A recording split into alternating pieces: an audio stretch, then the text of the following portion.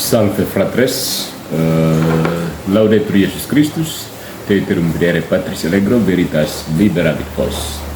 Kita akan membahas bagaimana Paus Deki mencoba memanipulasi para sarjana untuk membenarkan Protestantisme.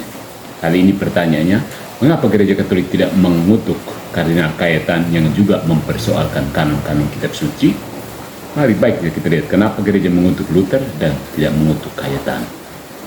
Oke, mari kita lihat siapa Kardinal Cajetan.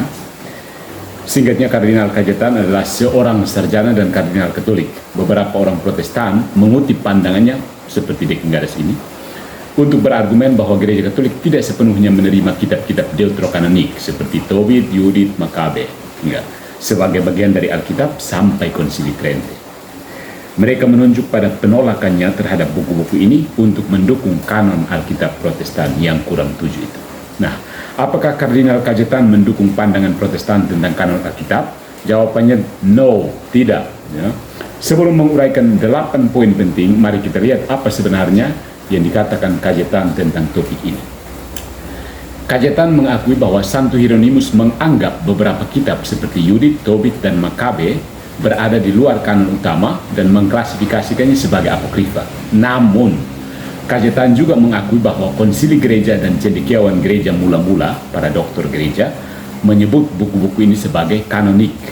Dia bersikeras bahwa pandangan mereka harus dikoreksi oleh Santo Hieronymus yang percaya bahwa buku-buku ini bukan kitab suci yang diilhami dalam arti yang paling ketat, tetapi masih berguna untuk mengajar dan membimbing orang percaya. Nah, 8 poin penting tentang pandangan Cajetan itu. Yang pertama, Santo Hieronymus menganggap kitab-kitab deuterokanonik sebagai apokrifa. Cajetan menunjukkan bahwa Hieronymus tidak memasukkan kitab-kitab ini dalam kanon utama. Yang kedua, konsili gereja dan cendekiawan masih menyebutnya kanonik. Cajetan mengakui bahwa beberapa dewan gereja dan teolog gereja mula-mula yang penting menganggap kitab-kitab ini sebagai bagian dari Alkitab. Poin yang ketiga, konsili gereja Katolik secara resmi mengakui buku-buku ini. Cajetan mengakui bahwa konsili gereja memandang kitab-kitab deuterokanonik sebagai kitab suci yang diilhami dan bagian dari kanon Alkitab. Yang keempat, para pemimpin gereja mula-mula memperlakukan kitab-kitab ini sebagai kitab suci. Cajetan tidak menyangkal bahwa orang-orang Kristen mula-mula dan otoritas gereja memandang deuterokanonika sebagai bagian dari Alkitab. Poin yang kelima, Cajetan mengangkat pendapat Hieronymus di atas konsili gereja. Nah, ini poinnya. Meskipun konsili gereja dan teolog menerima buku-buku ini sebagai kitab suci, Cajetan percaya pendapat Hieronymus harus menjadi kata terakhir tentang masalah ini. Dan yang keenam, Cajetan berpendapat bahwa buku-buku ini tidak kanonik untuk doktrin.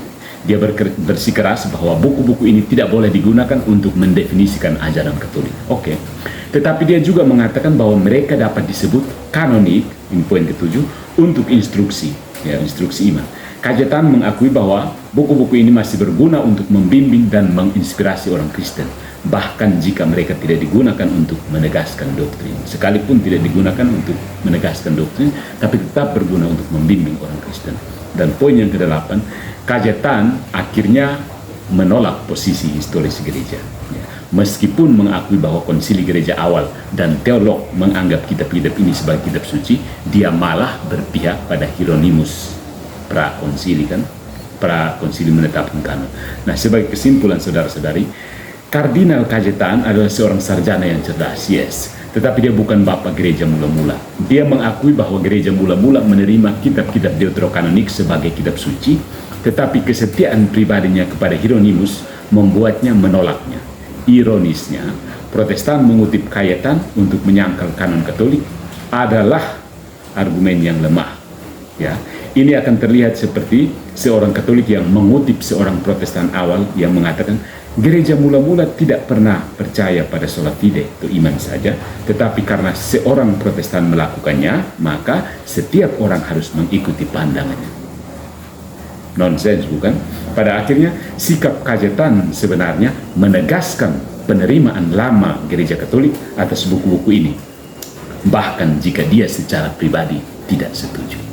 Nah, mengapa gereja mengutuk Luther tapi tidak mengutuk Cajetan? Luther dikutuk, dianatema, bukan sekedar karena opini teologis yang berbeda terhadap kanon kitab suci. Sampai di sini tentu paham ya.